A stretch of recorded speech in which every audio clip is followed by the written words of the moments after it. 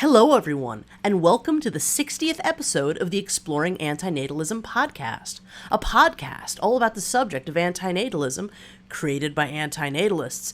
My name is Amanda Oldphan Sukenick, formerly known as Forever Films on YouTube, and today I'm speaking with Childfree activist, feminist, and author of the books Kinderfrei, statt kinderlos, also known as Childfree, not childless, a Manifesto, die Childfree Rebellion, or the Childfree Rebellion, Why Too Radical is Just Radical Enough, as well as her newest work, Do Child-Free People Have Better Sex? Verena Brunschweiger. Welcome to the Exploring Antinatalism Podcast, Verena. Oh, thank you so much. I love being here. I love having you. Verena, it's truly my great pleasure to speak with you today. I've known about you for quite a long time now, actually, but quite truthfully, it wasn't until very recently that I realized you had written about antinatalism in addition to writing about being child-free. And I've spent, during the time that I've spent, researching and learning more about you, I've really developed just the most utmost respect and admiration for the work you've done. You're an incredibly brave person who's faced it's just insanely unjust opposition to your work. And I think your voice in the antinatalist movement is extremely important and sadly often overlooked. I think sort of because of the language barrier, I have to say, and that unfortunately just sometimes happens. And I certainly like to do what I can to rectify that in my own small way. And I'm just very honored to have a chance to celebrate your work here today and hopefully introduce you to an antinatalist audience that possibly is not as familiar with you at the minute. So can't wait to speak with you in depth about your books, but a few standard questions that I ask some version of to all my guests. First off, who is Verena Brunschweiger? Well, I'm 42. Interestingly enough, this is my better never to have been day to day. Yes, happy birthday. Better never to be. Amuses me no end to do this today. It's a very specific date. And I teach at a grammar school in Bavaria, Germany, part-time in order to have enough time for my great passions, which are feminist activism, writing, reading, playing the piano, and lots of other cool things. Yeah, more or less, that's it. Beautiful, thank you. Verena, why are you, or are you not, an antinatalist? Well, I do identify as an antinatalist because, as we all know, our great Benatar and others have put it so well, it's always suffering if you exist. And I couldn't live with that guilt, giving birth to someone, especially nowadays. We have wars, climate change, pandemics, to name only three of loads of horrible tragedies happening all the time. And why should I inflict this upon an innocent new being? I didn't get that. How did you originally become interested in antinatalism? Like, when did you first hear about this subject? This is a bit embarrassing. Yeah, because somehow there are rests or remnants of the traditional female person. And I am a married woman too. And we were discussing kids, some standardized biography maybe to some. And yet nevertheless, I've always felt, no, it's not really for me. Something is wrong. It doesn't feel right. Being with the person you love, if she's female or male, I don't care. This loving cocooning stuff here in our household, that's quite okay. I love that. But giving birth to a new person, big responsibility. Why should I do that? So I started reading, and then, soon you come across, for instance, Benatar.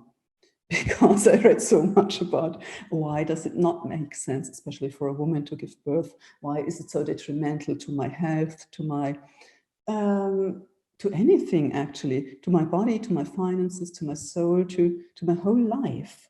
Why should I do this to me? Yeah. Outside of the subjects of child freedom and antinatalism, you've also written several other books as well. And you have other areas of research I know that you're interested in. I was wondering if you could just tell me a little bit about some of these other works that you've done. Yeah, I'd love to. Sure, of course. Have English titles, it's not difficult to understand them. It's fuck porn and fuck sexism. So I've always been a radical feminist at heart. Even when I was 13 and was harassed by older men, I started strongly campaigning against sexism, and this has accompanied me all my lifetime. And I actually wonder, how can you not become a feminist as a woman in this world. Patriarchy is so alive and kicking, and you encounter it every day, actually. And now I'm 42, and I start to experience ageism too, in a great combination with misogyny. And how nice and lovely is that? So it gets even worse, and especially backlash. We had Trump, we have other right-wing parties gaining popularity, and this always gives me goosebumps. And so I will always be a feminist, a radical, traditional, second wave. I love second wave feminism, I must admit that. And I want to prevent it from going extinct, because this is what seems to happen sometimes. And I found this horrible, because I've just reread Shulamit Firestone. I love her. She's absolutely one of my all-time favorites. And she also said, and was criticized harshly for saying or writing, giving birth is like shitting a pumpkin. So well, I love that quote. I love that. That's amazing. She was like me, and this was in 1917, the dialectic of the sex. So, but people didn't listen to her. They don't listen to me. Bad luck. But second wave feminism is what I really love, and Beautiful. A lifetime of very important work. Thank you for all of your work. I hope to read more of your other works at some point, for sure. Yeah, the others are in German. I want to get them translated, though. I hope so too. That was something I absolutely wanted to ask you. I mean, your other two, we're jumping ahead a little bit, but your other two books about child freedom and antinatalism, I have not read, and I hope that at some point they will become available in English. You got the combination of all of this work, actually, because I wrote this English book myself, as I've studied English too, so it wasn't that difficult for me, and I combined the most important aspects of the other 4 books, I'd say. So I see. Sure. Okay. Oh, well, that's good to know. That's good to know. Actually, did that for the Anglophone audience, because I always say in every German interview, and I do quite a lot of them, I always have to point out, it's way better in US, New Zealand, Australia, England. I was in the Daily Mail a week ago, and Daily Mail has 3 million readers, and nobody wrote to me in a negative way. This would never, ever happen in Germany. That just blows my mind. I just the reaction that you got to your work, and we'll speak about this in detail, but just absolutely devastating. I mean, I'm so sorry that you went through all of that, and I mean, I'm happy to know that the subject is better received in different parts of the world. I mean, that is encouraging at the very least, but it's still very disappointing that in places like Germany, it would receive this sort of interest. It's very, very unfortunate. Verena, outside of Wikipedia, the word antinatalism is still not included in or defined by any dictionary in the world in any language, though there is a rumor that exists that it is in some unknown German dictionary. However, I've never been able to confirm this. So if you are able to do some sleuthing and find it at some point, that would be amazing. I have twice now in the past campaigned to have the word added to the Oxford English Dictionary, to no avail. And in addition to this, even the Wikipedia definition keeps changing. So in your opinion, how do you feel that antinatalism should be defined? I'm completely with Benatar, actually. I don't have my own definition. I accept his wholeheartedly. This is 100% mine. Oh no, that's more than fair. In fact, my own special Verena pink unicorn antinatalist. No, I'm with him. Well, it's amazing over the course of doing this podcast. It's incredible how many different interpretations of this philosophy there are, and there's an incredible amount of disagreement, amongst people that identify with this philosophy. So it's always interesting to see how people answer that particular question, even if they do, just say, "Oh no, Benatar's got it." No reason to reinvent the wheel. Yeah. Exactly. Yeah. Because, for example, I also wrote about this 50,000 euro or dollar or whatever for child-free people. Yes. For their 50th birthday. And people, she's insane, incredible. What did she come up with? And I said, I wasn't reinventing the wheel. The Club of Rome wrote this years ago. Yes. I was accused of being completely nuts because of uttering this sentence. once again, this is quite typical of the German way of going about it and bashing people who are active in this field. Yeah, no, creating monetary incentives is an idea that's been around for quite some time. So it does surprise me that there would be such incredible backlash to that. Yeah.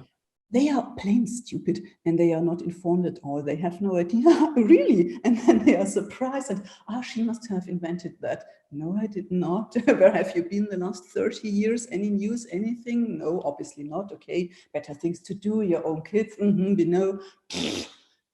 But disappointing, yeah. Well, being stuck in, conservatism, sorry, it's a hard word to say. It's like being stuck in a hole, it's like, so it doesn't surprise me that people would be blind to that sort of thing. You write about at least one of these in your newest book, Do Child-Free People Have Better Sex? But do you feel, and how do you feel, that antinatalism intersects, if at all, with other social and ethical issues such as atheism, veganism, and the right to die? Yeah, well, I think, for example, veganism is accepted more or less also in Germany, and many left or green people say, yeah, this is the way to go about it and we'll save the world doing that. We just stop eating meat and that's it.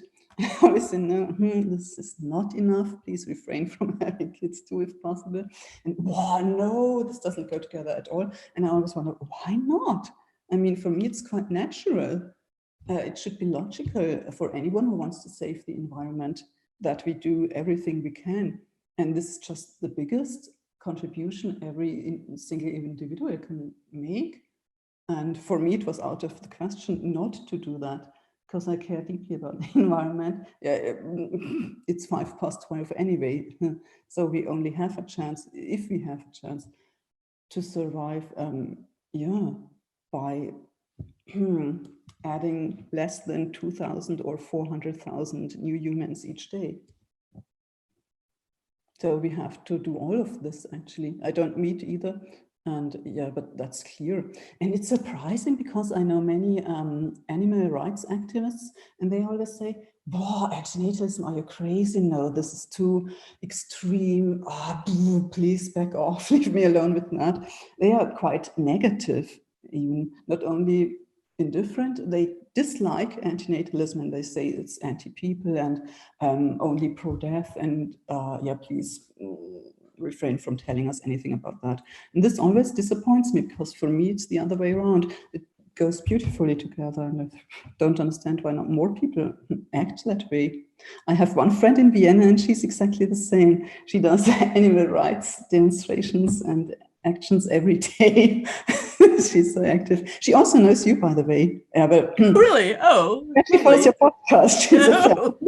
Oh, that makes me happy. So, she was immensely happy when I wrote to her, well, I'm meeting her. Great. Oh, amazing. Well, please say hi to her for me. That's amazing. I will. And for her, it's also clear. And she wrote to me and said, she loves my work and she sees everything, not everything, but almost everything exactly the way I see it. And because it somehow makes sense for empathic persons, I think. Well, I 100% agree. I've been vegan for 6 years now, and I will say, and I think you'll be happy to know that I do believe that the worlds of animal rights and antinatalism are slowly coming together. I mean, obviously, it's a very tense relationship at times, and there are certainly people that disagree.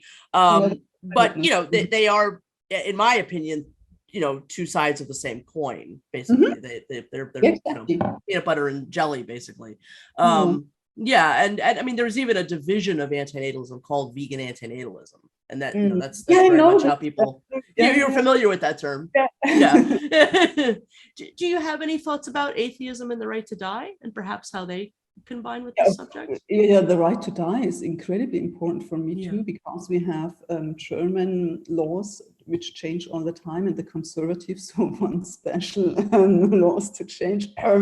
And my own mom used this right to die.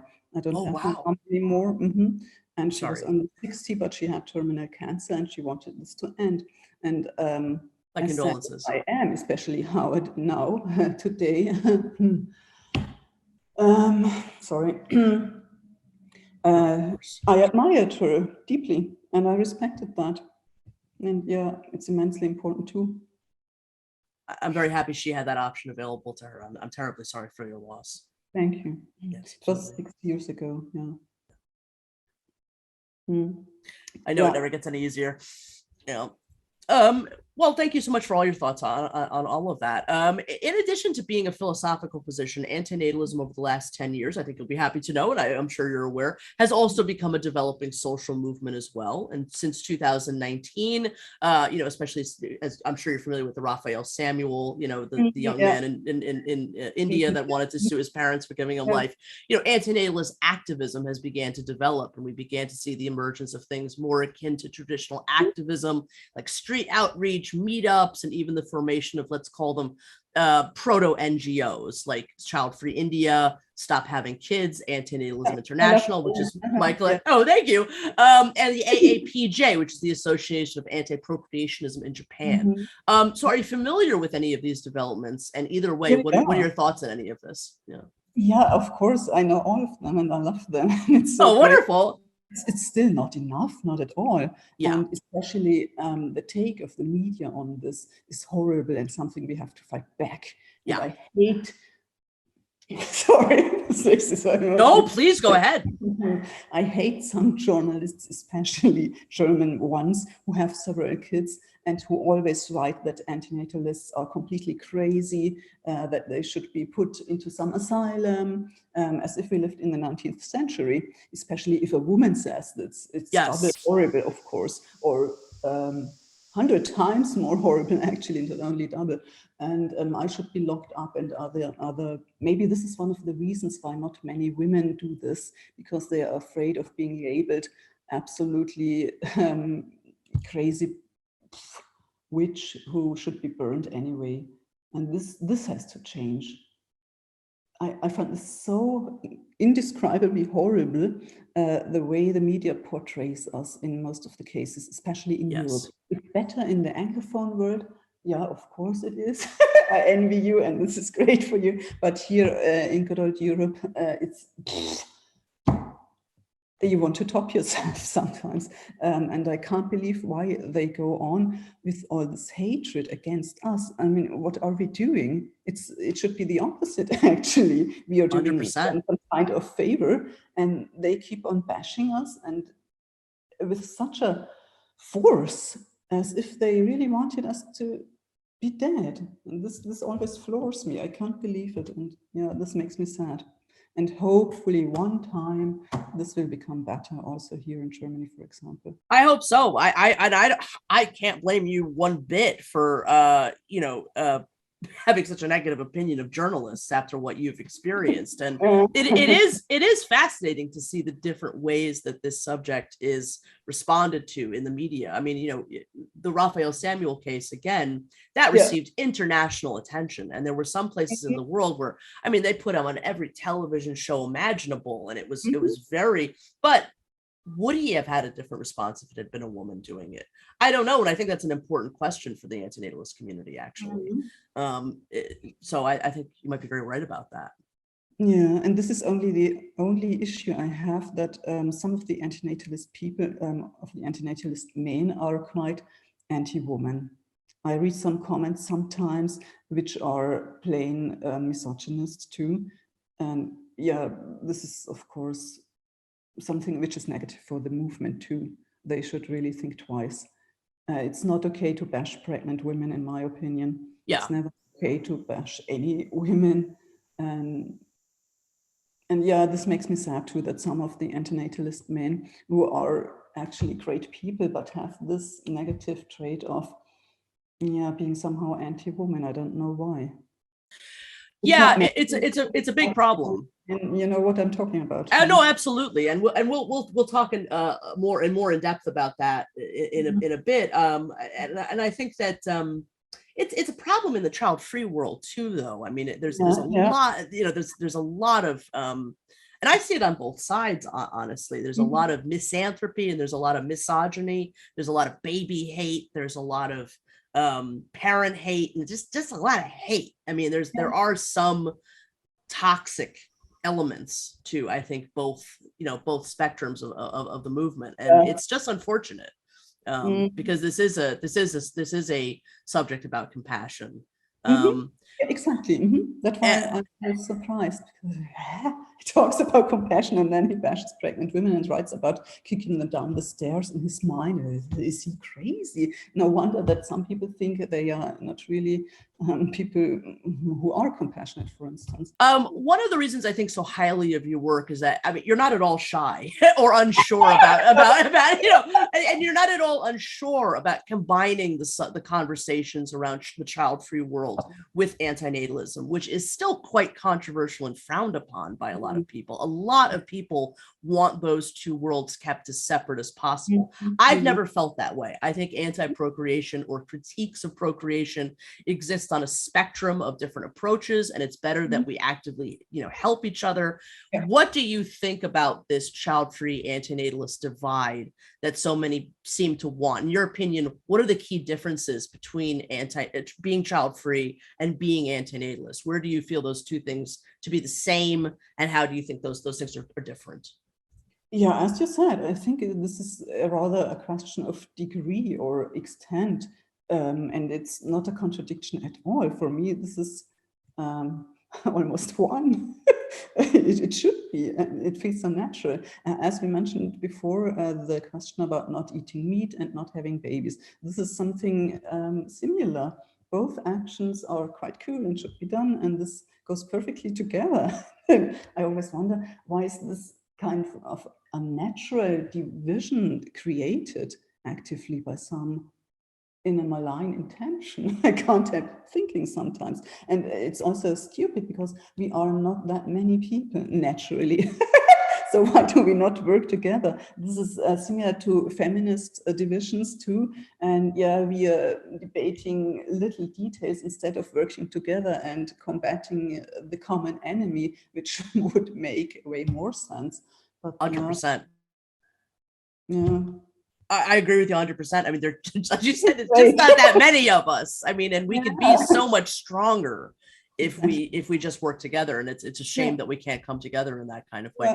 Verena, I meant to ask you earlier this, but I mean, what antenatal spaces online do you most frequent? Like, are you on Reddit? Do you frequent the Facebook groups, or where do you most go to?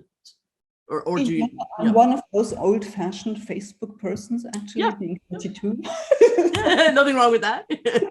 Yeah.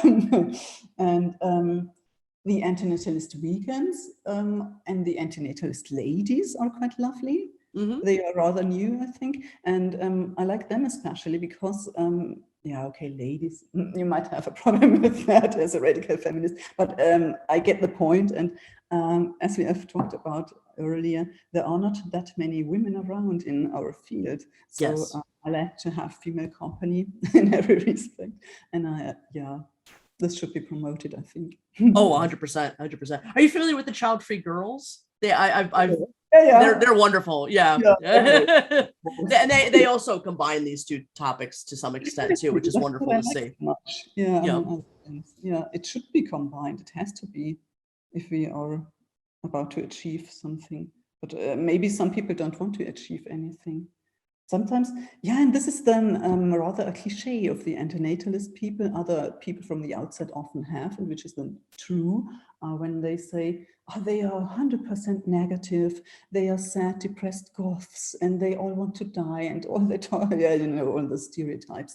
And why do we have to play into them? It's if you want to, but it's not necessary to overdo it in such a way as some people, mostly male, do. In my opinion, I mean, those contingents certainly exist. I mean, but yeah, I mean, I've it's been a struggle, I think, to get people to realize that there's very active things you can do in the world, in promotion of this idea. But I also think there's a lot of fear around this subject. And it is a little bit scary. I mean, the social cost of antinatalism, I think, is real. And but that's why it's so important that people like you are writing about it, this podcast, the more people that are active in it, the more courage I think we give to others. Yeah, that's exactly my point too, and my approach. Verena, you are, of course, a radical feminist, and your child freedom and your antinatalism are heavily informed by this fact. I think it deserves to be pointed out that it's only very recently that some women have actively been identifying as antinatalists at all. Maybe really in the last 10 years, have there been female antinatalists. And grateful as I am to all of my, my many brothers in antinatalism, antinatalism is still to this day very heavily dominated by men and male content producers. We've spoken a little bit about this already, but I mean, why do you think that is? Why do you think so few women are participating more actively in antinatalist activism or content production of any kind? And how can we help this? Yeah, especially this last question is what I'm pondering all the time, 24/7, and doing everything to ameliorate the situation because it's really so horrible. But it's similar to other feminist struggles I've experienced in the past. Yeah. Somehow this scares women off. Also, this being labeled bitchy, not nice, not accommodating, not typical female, not lovely company. Nobody actually likes to be around this person. So this scares really many women off. They don't want to be labeled as the crazy, scary bitch. They want to be accepted and loved and traditional normal life, traditional normal relationships, etc. And being popular somehow excludes activities in those fields can't be had. This is also the backlash, the general feminist backlash. Second wave feminism is dying out anyway. Nobody likes that anymore. This is also part of this picture, I'd say. This is the most important reason you get bashed so profoundly as a woman if you come out as antinatalist, for instance. And it's hell to live then, even more than before, as we all know. For instance, in my country, that's why I have no other female ally. I think many are just too afraid. Some sensitive persons can't take all this criticism, which is really harsh and offensive. Yeah, who wants that? I'm some kind of masochistic person, obviously. No, all excellent points. I think you're right. I think you hit the nail on the head. Yeah. I mean, it's disappointing, but at the same time, I do understand. Of course. Yeah. I understand it too. And I know several female antinatalists who wrote to me secretly, and they say, please don't mention my name and don't tell anyone I am like this. This is so sad. It touches me, but it's also sad. And that's why we have to achieve a better climate and more acceptance for our cause, so that these women are also encouraged and not afraid anymore to come out as antinatalists. I get those messages too, and it's heartbreaking. I have to say it, male and female, I get those messages. Okay. I think in general people are afraid in general, but certainly the women more than anybody else. I think it's fair to say. All right, well, thank you so much for your thoughts on that. And death threats, etc. And who wants that?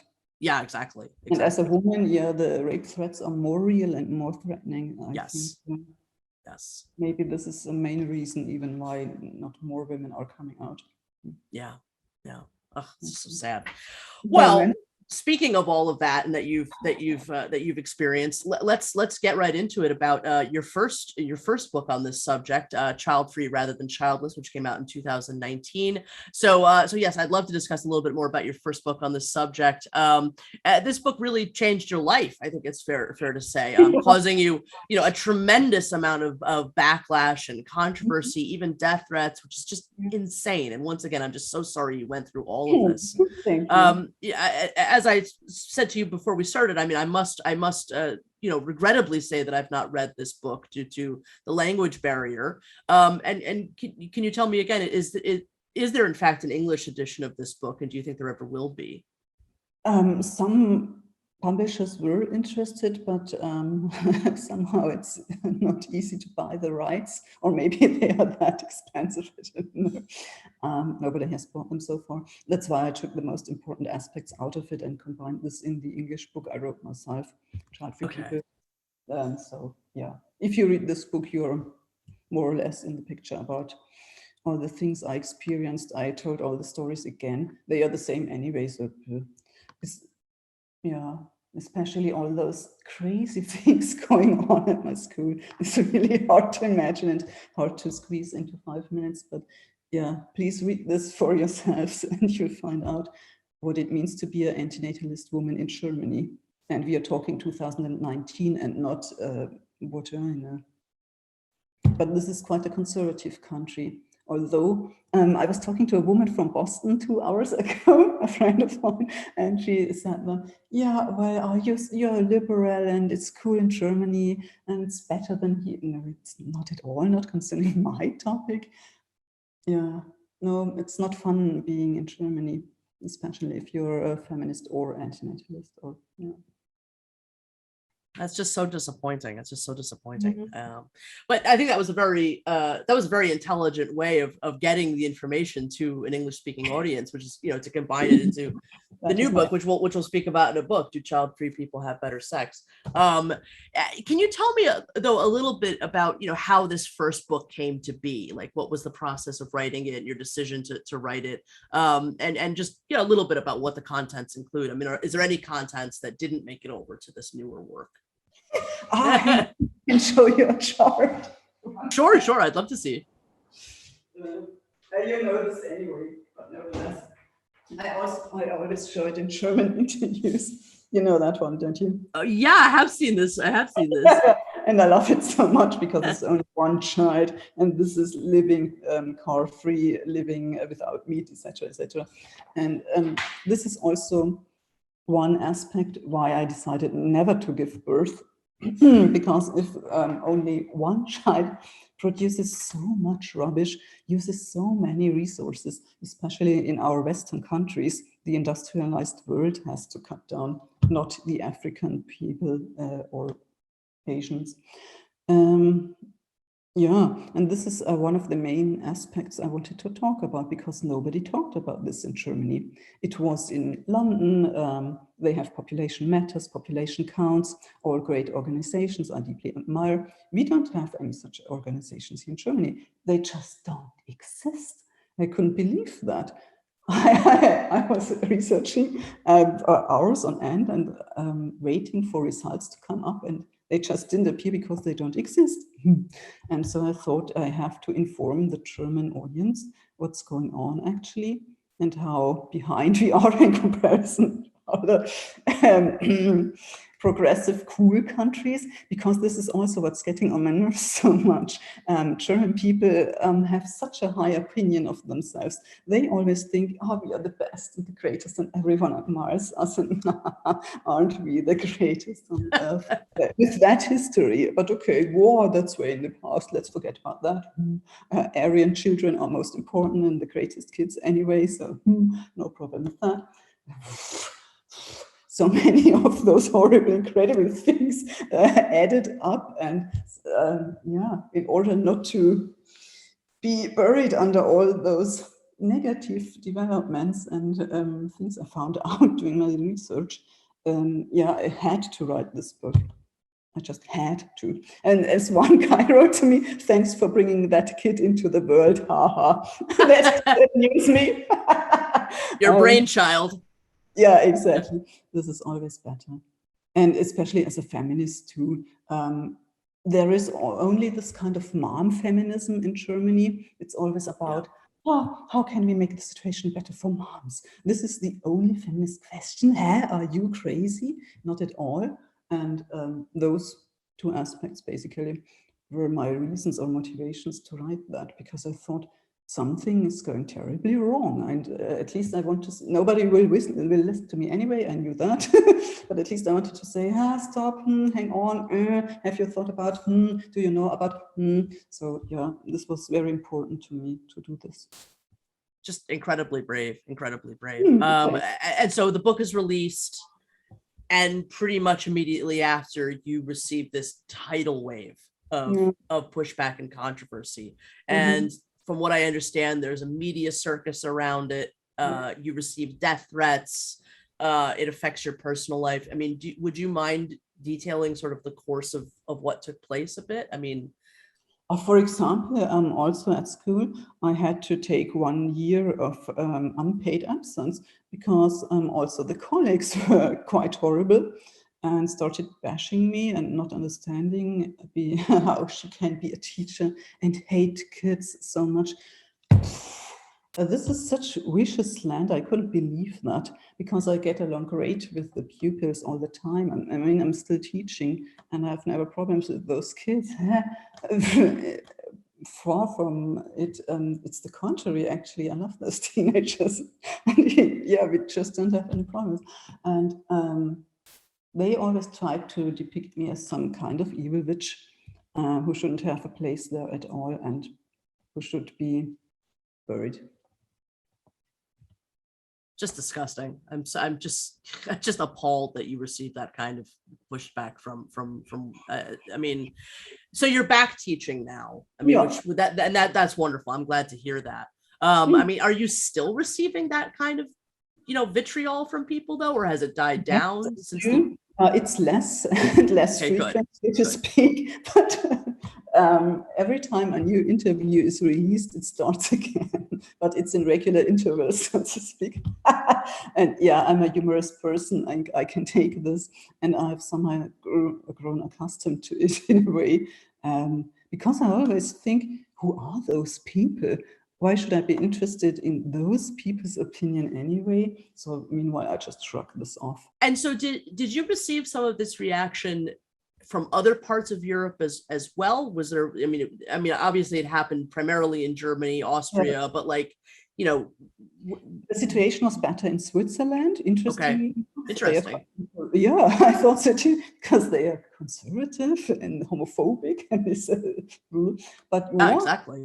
There are some child-free women, also journalists, especially one person, and she wrote a great positive article in the Neue Zürcher Zeitung, which is a big newspaper in Switzerland, and somehow people got the message and or they were just being the usual neutral self, typically Swiss, so to speak, and thought, who cares?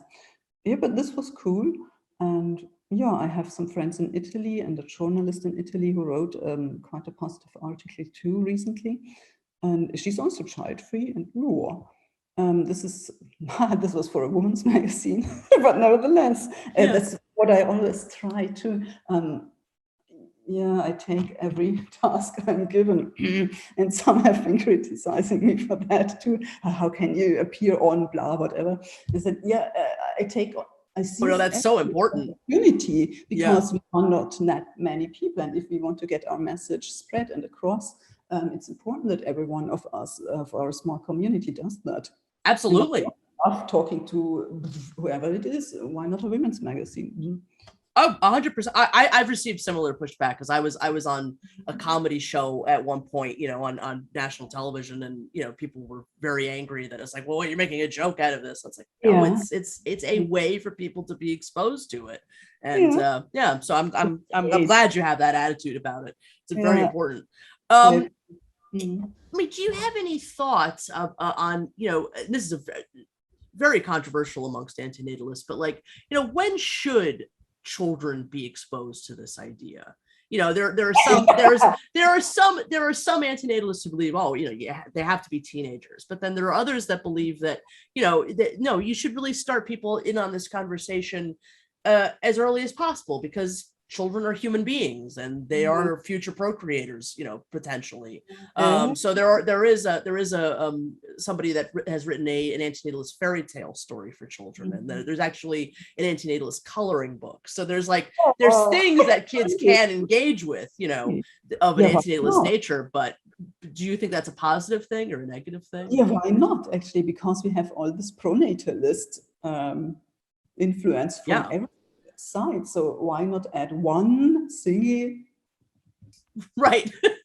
Can't we just have one? At least one. I think it's important, and especially you can't force them, of course. I work with the teenagers, and if they have questions, they ask them, similar with smaller kids. If they are interested in this topic, why not? It would be even hypocritical not to. And I mean, they see their pets dying, for instance, so death is something they are familiar with, or grandparents die, or accidents, whatever. Why protect them till they are 18 from harsh life's realities? That's not the way I would go about it. And I know even a younger kid in primary school, and he said, I tried to explain my message to him, and he said, you mean the more people, the more waste? Yeah, more like that. And I'm not happy. And you can somehow phrase this whole concept in easy to understand sentences. So why not? If the kid is interested, and if you notice that he or she is not really understanding it or doesn't want to hear more about it, then leave him or her alone, of course. Yeah. Similar to other controversial or difficult or strange topics. Yeah, 100% agree. Yeah. Mm-hmm. One thing I wasn't sure about was this book and the second book. Do they deal with antinatalism directly, like by word, or was it not until the third book that was added in? No, I mentioned this in the first of 2019, which caused such a stir. Amazing. Okay. Maybe because of that too. And I also put it at the end, the kind of great coda. This is my sick humor. Of course, people told me, I did mention it, why not? I think it's important to. And so many people have no idea what that is. One person told me, before she didn't know me, she had no idea that such a thing exists. Okay, where have you been? But normal people around here. We have to inform them and spread the word. Absolutely. Well, there's still no German translation of Better Never to Have Been.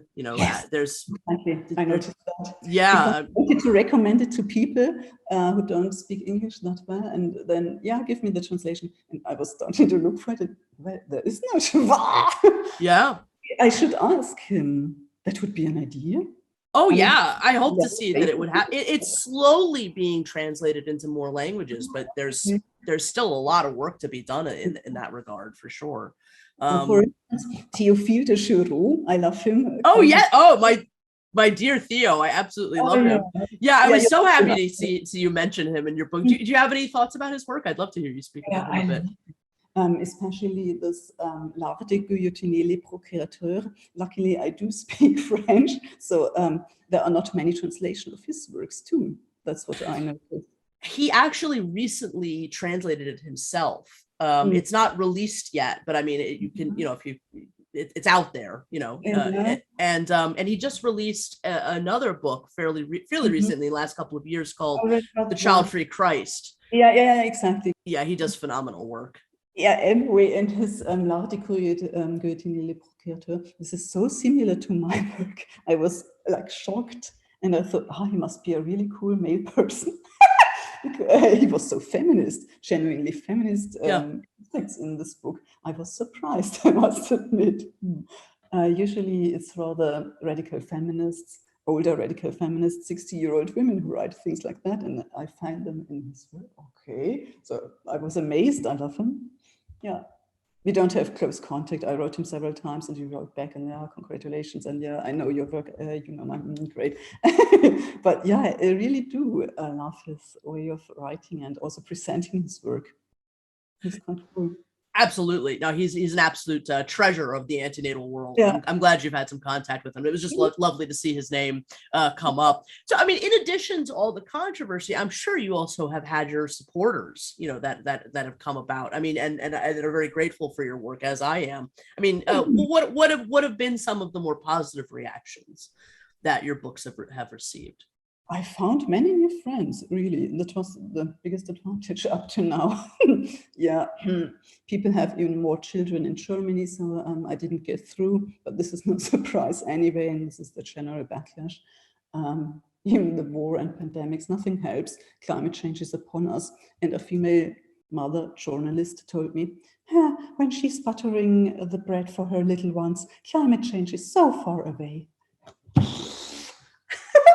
Writing for one of Germany's biggest newspapers. Okay, Why am I even talking to her? Doesn't make sense anyway. I'm not getting through it all.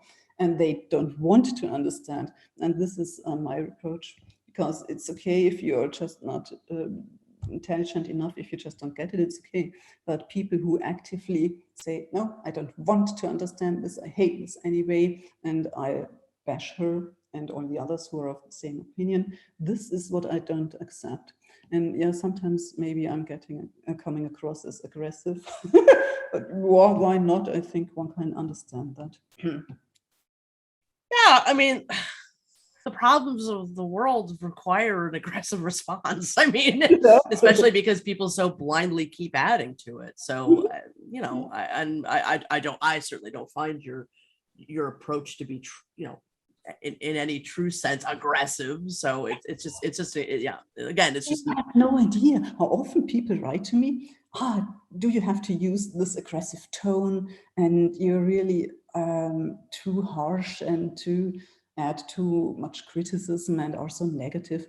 And I always think, as the woman from Boston told me before, who was a radical feminist too, they wouldn't say or write this if you were a man. And that's exactly it. So probably not. And I mean, you know, with I hope this doesn't, I mean, your antinatalist position is not extreme, of the most extreme antinatalist positions out there. So that's another reason why the reaction is so surprising, because I mean, you're not, we'll talk about this later, but I mean, you're not, unless I'm wrong, you're not a pro-extinctionist. No, not at all. Yeah, so you're not.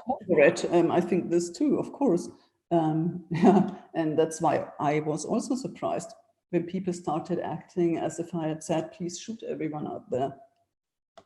I did not at all. No, you absolutely have not. You've absolutely, so yeah, so so I think that you have experienced a gendered reaction. I think that that's I really do believe believe you when you say that that's a huge element to what's causing all of this. So just moving on a bit to the second book, you know, obviously, again, I have not read this book. I would love to at some point, but obviously, as you've said, you know, elements of it have come into the third work. Can you tell me though a little bit about what caused this second book? I mean, what inspired you to write a second entry? Yeah. It's quite easy. I can put this in one sentence, because as you also realized, I get so many mails and messages every day, and somehow I had to start little folders for one of the categories. And this was amusing, and yeah, I always take this with lots of humor, otherwise I wouldn't survive that, I think. And yeah, the negative ones, the extremely negative ones, the indifferent ones, the positive ones, the immensely positive ones, which also exist. And then also my publisher said, how about putting this into a second book? Would be a reply for all those who are bashing you. So yeah, actually, I said, yeah, great idea. I love revenge. Well, it's not really, you know what I mean? Yes, absolutely. And yeah, but some got the message too. One of my theater friends said, they bullied you out of your job, you're sitting at home now, and what do? Write a second book? Great.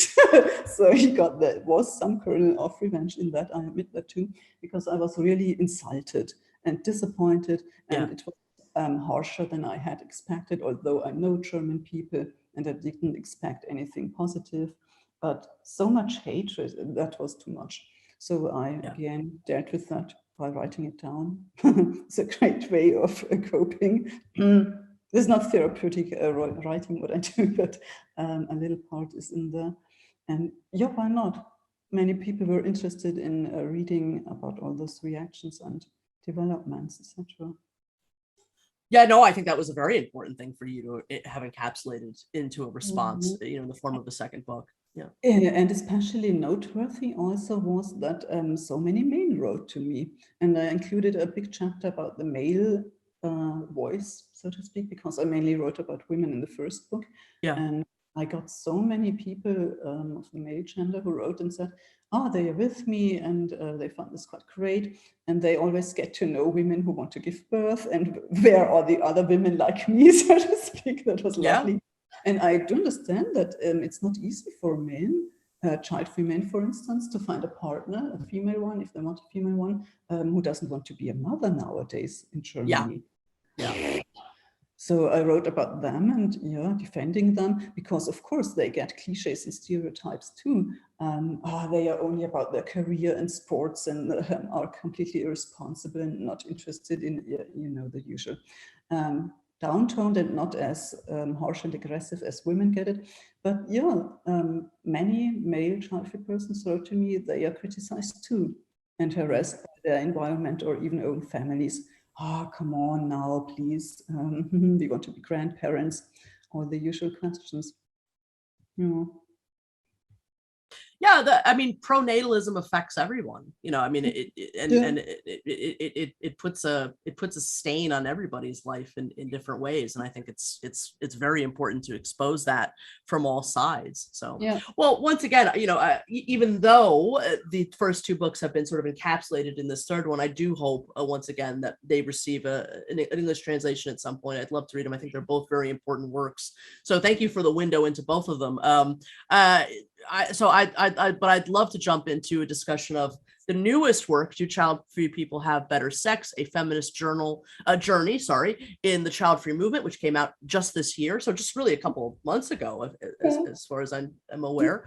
I enjoyed this book very much. I think it not only gave great insight into what you've personally experienced through the release of your first two books, but also I think it does a great job of laying out in a myriad of ways how the pro-natalist world is hostile to the existence of radical feminist child freedom and antinatalism, and how in fact the child free and the antinatal people in effect are an oppressed people in a sense.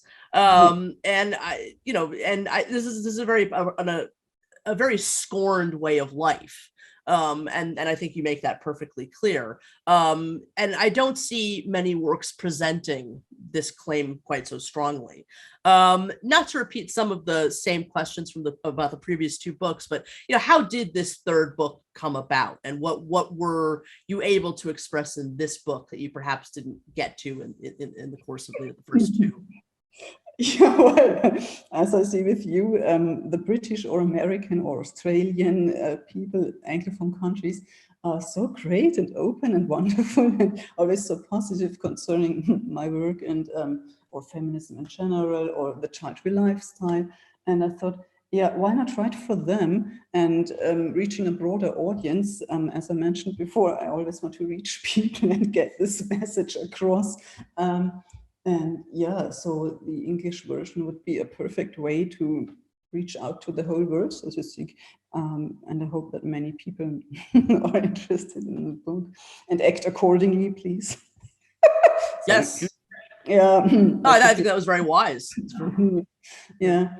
And I tell people in every German interview that the Anglophone world is better concerning this topic. And so, I wanted to get some positive feedback.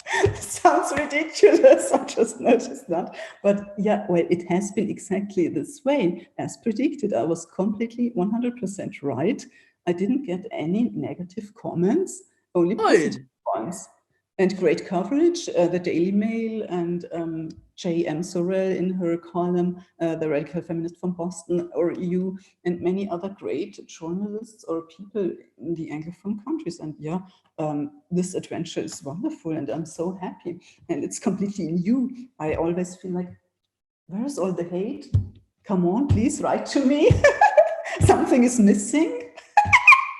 You start to miss it after a while, right? No, no, I'm just joking. But no, I don't think that that's ridiculous at all. I think that was an extremely smart thing to do. I mean, I applaud you for taking that route. So, I mean, in the final analysis, do child-free people have better sex? and why that question? I hope you don't mind me asking. I mean, why did you decide that was the pinnacle thing that needed to be sort of addressed? Yeah. I also loved your face when you asked this question. Yeah, well, of course they do. I cover all the aspects. And also a chin up wrote to me saying, yeah, of course it is correct, even from a medical point of view. I'm not a doctor, but giving birth is traumatic to a woman's lower reproductive tract. So Absolutely. It's logical. I mean, use your common sense. If you think about it, I mentioned Firestone shitting a pumpkin. Is this agreeable? I think it's not. So I think from, as you said, a myriad of different aspects combined, and the answer can only be yes. And because of the title, one person wrote to me, she was disappointed that I didn't write more about this specific topic. Yeah, I'm sorry about that. But this was a discussion with some friends, actually, and I didn't want to have children once again in the title. And then we were thinking, what are the great advantages of being child-free? And this came up immediately as a logical, important aspect. And so, the idea was born, haha. And we opted for that. The publisher liked it too, and he found this funny. I think it's amusing. It is, no, it works. It works very well. I was so funny at one point. You're going through how, especially new parents, they're and you say something to the effect of, well, at least the child free are having sex, where it's like, like it just sort of unfortunately ends for a lot of people that decide to procreate. It's incredible. Especially in Germany again. This is because I'm living here and reading our newspapers all the time. And one man my age wrote, he's in his 40s now, and the typical situation, he called it, being a father of 2 or 3 and being married and having sex twice a year, anniversary and Christmas. Are you kidding me? This can't be true. And many in the comments wrote, I feel you, same here. It can't be.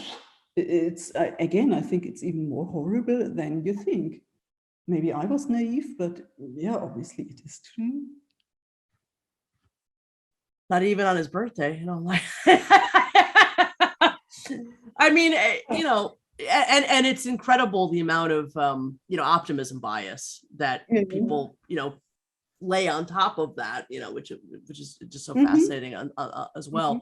I mean, I've enjoyed so much hearing everything you have to say in regards to the realities of being child-free and antinatalist, specifically in Germany. I've just found that fascinating. I mean, you've spoken extensively about it in your work, but also in this interview. And I just want to say that indeed, I've heard very similar things from other German antinatalists. They are out there, and there's, I mean, they are, and they've told me about sort of the struggle of trying to create a German antinatalist community, and just sort of the very specific challenges that German antinatalists face. And there's a rather famous incident I'm wondering if you're familiar with. There's a absolutely wonderful German antinatalist historian by the name of Karima Kerma. Yeah, of course. Karim, absolutely wonderful. And he's been a guest on this podcast as well. And please go ahead. I just wanted to add that we made a TV documentary recently, I think 5 weeks ago. It's about to air in October. And the producer asked me, I'm on board, of course, haha. And wonderful. Do you have any other great antinatalists? And then I mentioned his name. And then wonderful. They asked him. So he's in that project too, but it will be in German. Regardless, that's wonderful news. I'm so happy to know that. That's great. Yeah, this does exist. And she said she had trouble getting him on board because he's more extreme. And somehow they can send me better, or because more people know and hate me already. I don't know what's it. But she had trouble getting him into this project. And then the war came in Russia, Ukraine. And then suddenly, people started to say, okay, maybe he does have a point. So, well, okay. Interesting. Well, thank you for that backstory. I'm really excited to see that. It's a cool project. It features him and me. And I think one of the young women, we have such a project like being sterilized, even if you are young. And they are doing great work too, and they are quite important. So we are 3 of this side, so to speak. And then, of course, the other prenatalists. Right. But nevertheless, we have 3 voices from the other side, which is something. Amazing. And when is that expected to come out? In October. I don't know the specific date. That's all right. That's right. We're right around the corner. Something to look forward to. That's awesome. Yeah. Well, I mean, he famously, when he was getting ready to graduate from university, he was rejected and basically kicked out, and prevented from becoming a professor. And that's sort of the first instance of something like that happening anywhere in the world. Again, you've spoken about this already a little bit, but why do you think specifically in Germany it's so difficult to be an antinatalist? Is it because of Germany's highly unfortunate past that holding this philosophical position is so frowned upon? Yeah, it's so horrible and disgusting, and I'm ashamed to be German, really. And I do have an idea, and I bash my fellow countrymen and women all the time anyway, so let's say they're quite a narcissistic people. They love themselves a lot.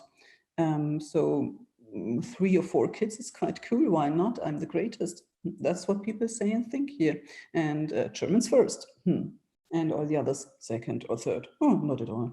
I pointed out that in 2020, in India, a woman was killed, stabbed to death in the water wars. People shrugged me off. Yeah, why do you tell us this story? It's sad, but yeah, do I have anything to do with that? Maybe. No. Okay. Similar to other countries or the animals. I love the animals immensely. And then people wrote about me only because she wants to see a zebra in 30 years. She wants us to stop breeding. They distort everything I say, but yeah, okay. They don't want to understand it. They are so great, and they don't want to be criticized for passing on their precious genes. It's sad, but that's the case. They love themselves too much in Germany. But no, thank you for your insight into all of that. I just, I find it so fascinating the way that antinatalism exists in each, place, in each country. And the German perspective is just, it's uniquely bad, it seems, and it's just very unfortunate. So yeah, I'm sorry that you're an antinatalist in the midst of that. But but you're fighting the good fight. We've spoken a little some about this already, but it's long been my opinion that antinatalism is the next step in a multitude of different pre-existing ethical and social issues. It's the next step in the conversation about veganism and animal rights. It's the next step in a discussion about child welfare and elderly care. It's the next step in the conversation about the right to die. And I think we would agree that it's an important next step in conversations about feminism. And yet, outside of you and the lovely Patricia McCormack, who's also been a guest on this podcast, this crossover really isn't showing much sign of happening amongst radical feminists. And I think it has every potential to become a central issue to modern feminism. And I'm somewhat shocked that it hasn't happened yet, even though I'm a little nervous about it happening, because I think it's going to be so contentious that it's going to be sort of a bloodbath. I want it to happen, don't get me wrong, but I'm just, I'm always a little bit, but in your opinion, why has this not really happened yet? I must again quote Firestone. She wrote this 50 years ago, but she's so right. This is so on point. It's incredible. Every sentence could have been written by me. I'm not that arrogant. No, sorry. I understand what you mean. I know what I mean. I agree wholeheartedly with everything she writes and says. And she wrote, as I mentioned too, feminism is somehow so strongly intertwined with the motherhood question. And many women are mothers, and so we have to deal with existing mothers and their children and to ameliorate their situation. And they accused me of mother bashing, of course. Yeah, she hates moms. No, I don't. I have no idea how to get through to them. I even mention mothers who are my friends. They must be crazy. No, they are the cool moms. Yeah, but no, that's okay. Getting back to our actual point. they are also afraid because, as I pointed out, you get so much vitriol and backlash and hatred and too much negativity. If you dare say, I'm not only a feminist, I'm against motherhood. This is somehow a major crime, and Firestone wrote that too in 1970, the golden times when I thought it was better, the only times actually when you were allowed to say I'm child-free or I'm anti-motherhood or something along these lines. And even she, this was always dividing feminism. And it really, they are always talking about turfs now, and this is the only topic which seems to be of any interest to anyone. And we have, but more important, we have other important topics too, like our topic. I think it's more important than this issue, I must admit that. And we should talk about this, and more feminists should at least read and write and talk about this. They don't have to agree with everything we want or say, but they should be open and tolerant about this possibility. And of course, I think it's the next and necessary second step, of course. But apart from you and me and my friend in Vienna, I don't know many women who agree. And this is quite sad. And I'm thinking 24/7 about how to change this and how to get more women on board. Yeah. I mean, I think about it all the time too. I don't know. I mean, what have you noticed any more conversation about antinatalism gradually peeking its way in to radical feminist circles, or is it still quite silent? No. Yeah, it's so unfortunate. It's too extreme, too negative, too pro-death. They have really prejudices against antinatalism, it seems, many of them. And they always say, no, this is not part of radical feminism. You can be a radical feminist. No, you can't. This is a blind spot, unfortunately. Yeah, it does seem exactly. I think that the words right out of my mouth. I think that's what it is.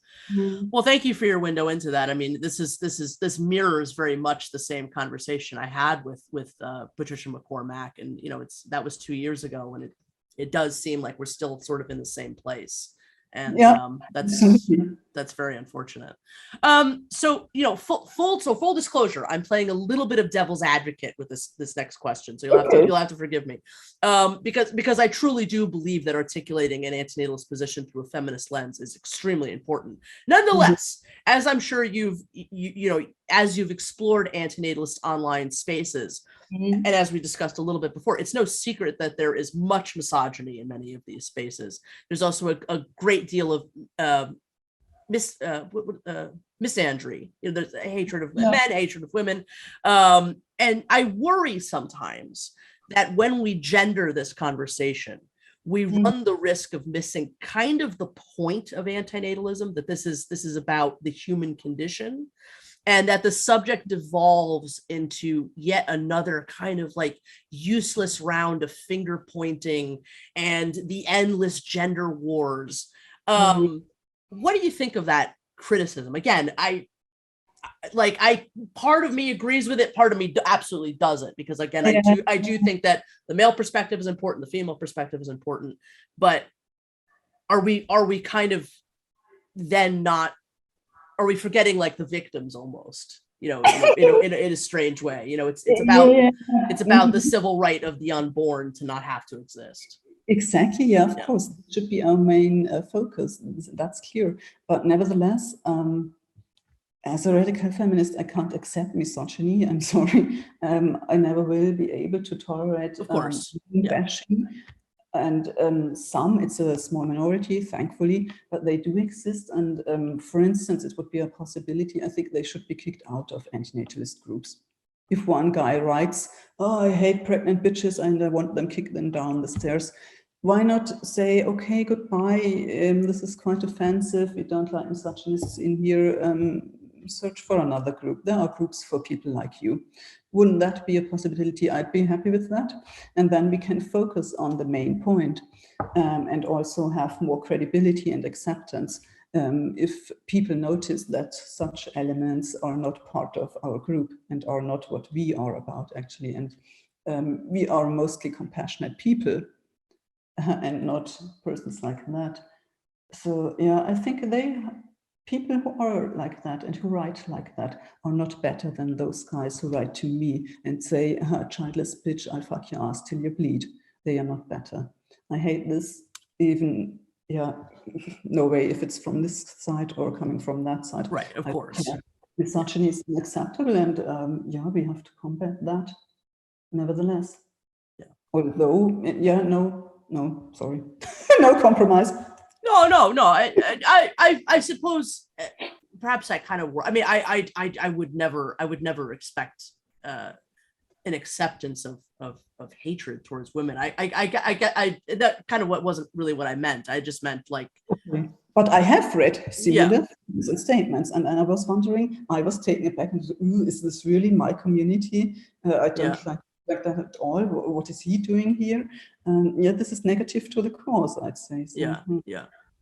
No, thank you for your thoughts. If I've misunderstood you, I'm sorry. No, I guess I don't think I worded it particularly well. I guess what I was saying is that when we approach this subject as men or as women, do we somehow miss something? You know, is that getting in the way of the conversation at times? Yeah, of course. Well, okay. Maybe I should comment on that too. But we have also noticed that there are so many men who dominate the conversation in our field. Yeah. And so that's why I also think the feminist or female perspective is so important. And for instance, my friend in Vienna said or wrote, I don't remember, she stated that she wasn't aware of how closely connected actually antinatalism and feminism are.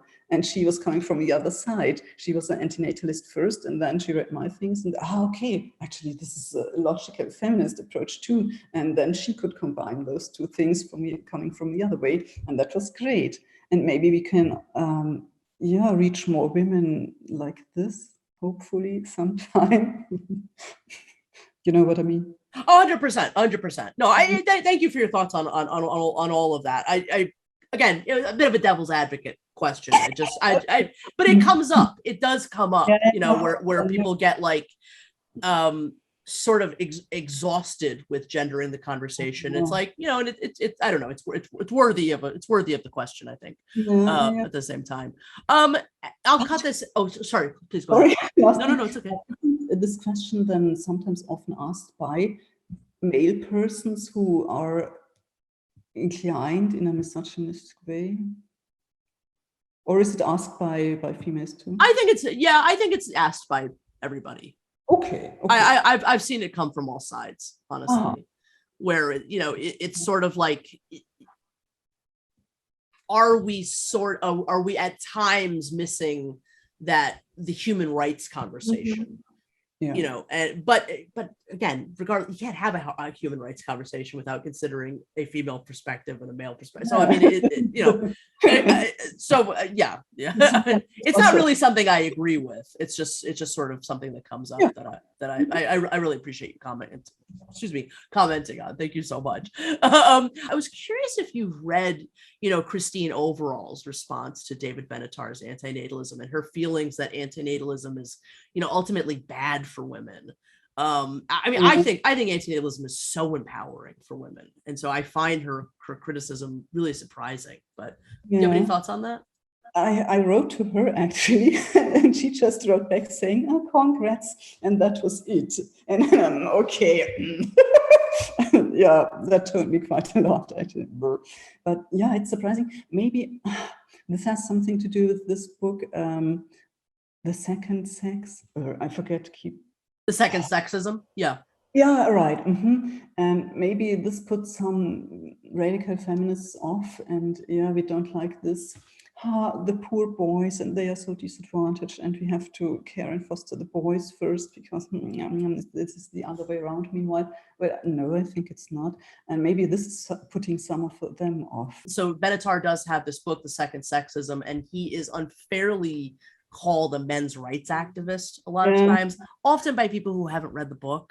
Yeah, of course. and he's, like he's making, I think, pretty salient points about how the suicide rate amongst men is like really high, and I know, so I think it's unfair. I think he gets unfairly judged by that book, and that might be it. As you lay out in the book, a great deal of your antinatalism comes from an environmentalist perspective. However, as I'm sure you know, a great deal of antinatalism really is in no way an environmentalist philosophy. There are branches of it. There are Vehement, the voluntary human extinction movement, is, for instance. You do mention Vehement a little bit in the book. I wrote you wrote to Les? To Chris. Oh, Chris Korda. Yes, of course. Chris has also been he's great. I adore Chris. He's wonderful. This, of course. Yeah. And so, do you have any thoughts on Vehement? I mean, are you a fan of their work? Yeah. I also like the songs. It's great. I even mentioned cow, flesh, chicken. What's the difference? Oh, yeah. Didn't go down well. Yeah, of course not. But or also those actions like putting sperm somewhere. He had some nice. Oh, yes. Yeah, I liked them, but nobody else in Germany does. So yeah, doesn't surprise me though. Does that kind of work? Yeah. Well, so Chris Korda, is the inventor of the Church of Euthanasia, which is slightly different than Vehement. Vehement was founded by Les Knight, but they have basically they want human beings to go extinct, but they want the animals to inherit the earth. Yeah. And although I'm not exactly like them in this respect. Yeah, which is fair enough. I mean, what do you think of antinatalism that does not come from an environmentalist perspective? What are your thoughts on that? I fully understand that. I mean, I've read all the ancient philosophers too. There were French people in the 14th and 16th century, and Montaigne, I think it was, who wrote, it's a reason to cry when somebody is born and not when he or she dies. And I completely agree with that. So that's fine. I only think I prioritize the environmental branch, so to speak, more because this is so urgent. This is our life right now. And many living beings who are already here have severe problems because of climate change. And that makes it so important. And I was so naive to think that this might help us somehow get the point across. It did not. But yeah, I thought it would. If we, I don't have much. I'm quite pessimistic as to our chances of fixing this world. I don't think that.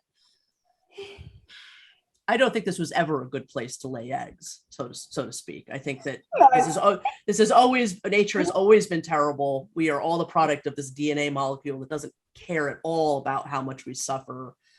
And and it's not just that we live in these modern problems of climate change. This was never good. This was always the product of unintelligent design. It's even worse now. Yeah. Do you feel like, is there a point for you that, if we can't fix things, that you would be in favor of sort of going the other route, where we have to get things out of harm's way, so to speak? That what we should be focusing on is as graceful an exit from this planet as possible. What do you think about that? Sounds ridiculous again, but I can't comment on that so much because as long as I have this job, because if I utter too extreme statements, I don't have this job anymore. So more than fair. Enough as an answer, because it tells you everything about the oppressive system I'm unfortunately still in, because I need this roof and something to eat, which is another point absolutely in favor of antinatalism. Why was I thrown into this hell? I work, I eat, I shit, I die. That's it. Thanks. Great. Sorry. No, that's quite all right. I apologize. I don't mean to put you in any sort of negative position. I will ask this, and you tell me if it's okay, not, and I'll just cut it out. It's no problem at all. So, I mean, your antinatalism appears to be of a non-extinctionist variety, more than fair. And I was wondering if you could perhaps expand upon your feelings in regard to the extinction side of antinatalism. Do you think that antinatalism who are pro-extinction, would that be a point at which you and antinatalism part ways? Is that a safer way of saying it, maybe? Yes. Okay. And I always say, also in the German interviews, so everyone knows this anyway, I fully understand them and I even admire them. And it takes even more courage to come out with such an extreme, maybe without the quotation marks this time, it is an extreme position, but I like extreme positions. I find this fascinating, and really I'm quite happy that people are saying and doing and promoting this. Even if it's not my way to go about it. But yeah, as time progresses, I feel it makes ever more sense, of course. I would be blind not to acknowledge that. So great, I admire them. Okay, wonderful. No, thank you for your thoughts on that. Was there anything that that you wanted to speak about in regards to do child-free people have better sex that we didn't really touch upon? I mean, there's so much in the book, and you know, I know we didn't really hit on all the points, but maybe one motivation was also to show other antinatalist people, for example, in those privileged countries like yours. That you have the nicer life, nevertheless, concerning this topic, because we in Germany get so much negative feedback and response to what we are doing. I wanted to inform people around the world that it's hell being an antinatalist in Germany, actually. That was important to me. I don't want to compare myself to this woman who wrote The Streets of Egypt, and an Egyptian woman talking about child-free life in Egypt as a Muslim too. And of course, she said, be happy, you Westerners, you can't imagine what it's like to be child-free in Egypt. Of course, yeah, I fully understand that. This is way more horrible than what I'm experiencing, of course.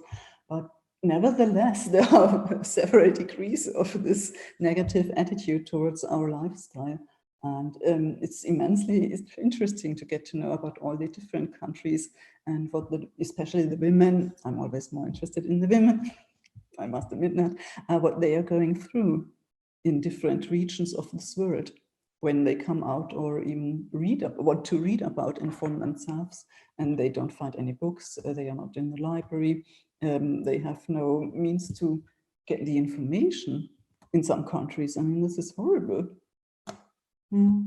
Or talking contraception, there are many persons who wouldn't have kids if they had working contraception, easy as that, or abortion rights. Yeah, which are on the way out here. So yeah, I know. We're about to talk about this topic with my boss, my friend, and this is incredible. I couldn't believe that, actually, but this is happening.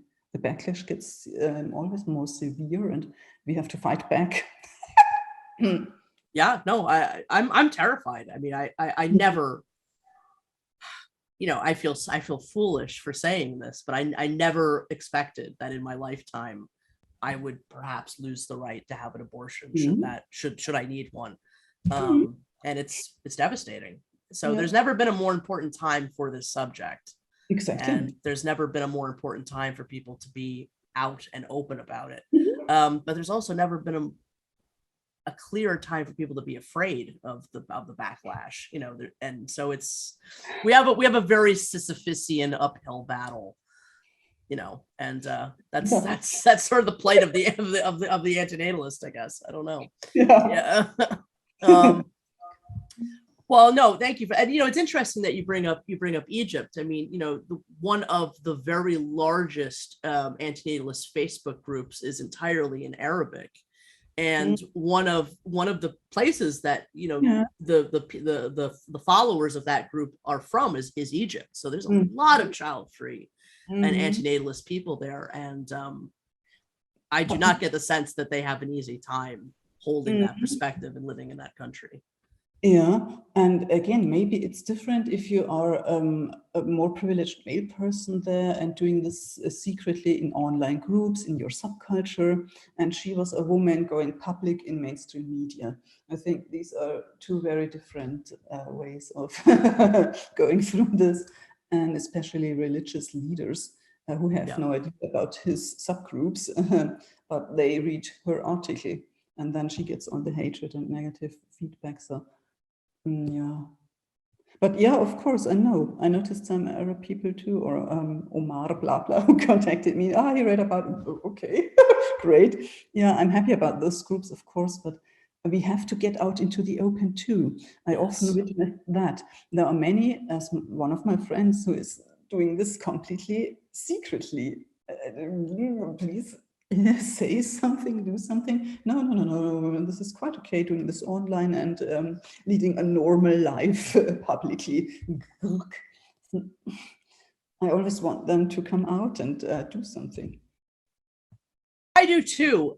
I also, I am afraid that in certain parts of the, we're still in this very strange period of time where people don't know what antinatalism is. I mean, they can kind of figure it out based on the word, but it's still not really a household word anywhere in the world.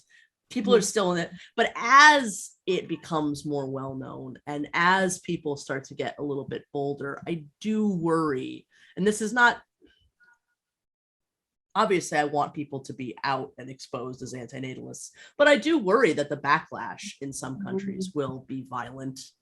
And so I'm not looking forward to those developments should it pan out that way, and I hope that it doesn't, but of it course, is a worry. I understand everyone who feels like this and says no, this is not for him or her. Nevertheless, it would help our cause if we were just more people. Absolutely. That's what I want to say. Not please do this and expose yourselves and be happy to receive that was not my intention. No. Oh, of course not. But there's a tremendous amount of fear in the antinatalist community worldwide, even in the United States. And the vast majority of I got my start in antinatalism on YouTube, and the vast majority of people that put up an antinatalist video take it down within a couple of months. I mean, a decade of antinatalist material is gone, basically, because people are so afraid of people finding out. So as much as, and some of their fears, I think, are sometimes irrational, but sometimes it's not, sometimes, and so that's a very tricky thing for people to sift through. Well, Verena, what do you think is the single most important thing we can do to combat the oppression of the pro-natalist world? I just again say spread the word. Go on every comedy show in your case, or women's magazine in my case, and inform the normal people about our great concepts and philosophies and projects and how compassionate and lovely we all are. Because we are no devils and witches. No, some of us are, but okay. I'm not, you're not. And I think this is about compassion. And antinatalists are brilliant people, 99%. I love them so much. And I found many great new friends in this community. And we have to speak up and get our voices heard. I agree with every word, 100%. Absolutely. Oh, so happy. It absolutely delights me. Thank you so much. Do you think that the subject of antinatalism will, and this is, I already know the answer to this question, but do you think that the subject of antinatalism will remain, an important part of your work? And are you working on anything new currently, even though I know you just released this book? I'm actually taking some kind of break, but I'm having a reread Firestone. I took so many notes. I think I have to go on till I die, because as we all know, life sucks, then you die. That's the way it is. And I alleviate my suffering by reading and writing. I can recommend this. And this quote, I mentioned it the third time now, shitting a pumpkin. I think I just love that. Oh my God. It's just brilliant. And I want to get this out into the world. And radical feminism alive too, and combining those two, because that's really what I love most. And this is so important and natural to me. And I just don't want, this is what I don't want to understand. I don't want to accept that there are people who don't get this, who hate this kind of combination so much that they want to see me dead. I'll never accept this, and I'll always fight back. 100%. 100%. Me too. Absolutely. Verena, where can people find you online, and how can our audience best support your work? Well, I do have a homepage. This is verenabrunschweiger.net. And I have articles and interviews and talks. And read my book, write to me, contact me. I'm also on Facebook, old-fashionedly, as I've already mentioned, but well, why not? I would be happy to receive more positive feedback from other persons. Beautiful. Well, I hope you will receive that. And of course, people can buy the books on Amazon. Is there other places you prefer people buy them? Yeah, I think it's in every bookstore. Wonderful. Yeah, I said. Probably not, but that's what he wrote to me. Wonderful. Well, yeah, people will be able to find links to all three of the books below. So please, everybody, go check it out. Verena, you absolutely inspire me. You are so very brave, and I'm just so very happy to have had the opportunity to meet you and speak with you today. I wish you all the best in your future works. Thank you so much for all the important work that you've done through your writing, and thank you so much for being my guest today on the Exploring Antinatalism podcast. It was wonderful. I enjoyed this immensely. I did it well. Thank you so much. Please visit Verena at verenabrunschweiger.net, follow her on Facebook, and purchase all of her books on Amazon. Links below. Starting May 15th, Anti-Natalism International will be hosting a fundraiser through Indiegogo to help raise funds for a Spanish to English translation of Miguel Steiner's anti-natalist novel, El Antinatalista. Miguel Steiner is a fantastic yet highly underappreciated antinatalist, in large part due to the fact that at this time, none of his antinatalist works are yet available in English. With the help of antinatalist translator Alfonso Satariza, we believe that both antinatalist and non-antinatalist readers alike will benefit greatly from El Antinatalista by Miguel Steiner becoming more widely available to English-speaking audiences. If you would like to help us achieve our goals of having El Antinatalista translated into English, please follow the link below to our Indiegogo page, where you can watch our pitch video to learn more, check out our awesome perks and rewards for backing us, and also make sure to head to the Antinatalism International blog, where you can read the first chapter of El Antinatalista, already translated into English by Alfonso Satariza, for free. Thank you so much to anybody considering donating to this project, and here's hoping to seeing a fully translated English edition of El Antinatalista soon. Thank you for listening to the Exploring Antinatalism Podcast. This has been Amanda Oldphan Sukenick. You can find me on the YouTube channel Antinatal Wolf. Keep up with my daily antinatalist news updates at Antinatal News on Twitter. Please follow the podcast on Facebook, Twitter, Instagram, and YouTube. You can listen to the podcast on Apple Podcasts, Google Podcasts, Buzzsprout, Stitcher, SoundCloud, Amazon.com, RSS feed, and so many other platforms. Email me at exploringantinatalism@gmail.com. The podcast website, www.exploringantinatalism.com, was designed by the amazing Visions Noirs. Please follow him at www.bionoir.com and also follow him on Instagram. Logo art by the amazing Life Sucks. Subscribe to him on YouTube and check out his merch at www.etsy.com/shop/LifeSucksPublishing.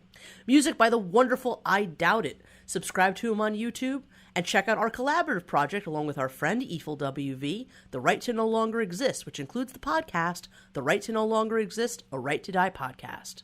All the best, and bye for now.